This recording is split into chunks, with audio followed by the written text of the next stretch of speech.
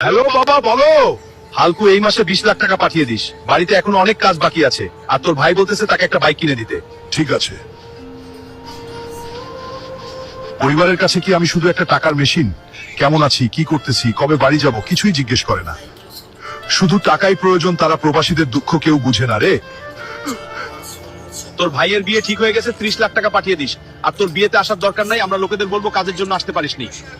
আচ্ছা ঠিক আছে বাবা, চেষ্টা করব। গত মাসে অগ্রিম 2 মাসের টাকা নিয়ে 20 লাখ টাকা বাড়িতে পাঠিয়েছি, আর এখন 30 লাখ টাকা প্রয়োজন। যাই বসের কাছে গিয়ে দেখি পাই কিনা। কিরে মতিন মিয়া, তোমার বড় ছেলে তো দেখি বিদেশ থেকে অনেক টাকা পাঠায়।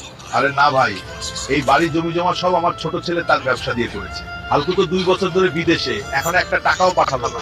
বিদেশে গিয়ে তো সে মেয়ে নিয়ে ব্যস্ত। তারপর কি হলো সেটা দেখার আগে যারা এই ছবিটিকে ভালোবাসো তারা লাইক সাবস্ক্রাইব করো। দেখা যাক কে কে এই ছবিটাকে ভালোবাসে। বস, আমাকে কি অগ্রিম 1 বছরের টাকা দেওয়া যাবে?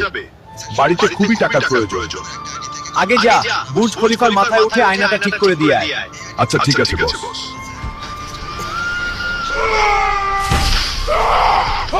বুর্জ খলিফার উপরে আয়নাটা ঠিক করে কত চাপ বুর্জ খলিফা বেরিয়েছে। আরে কষ্ট বাস্তব।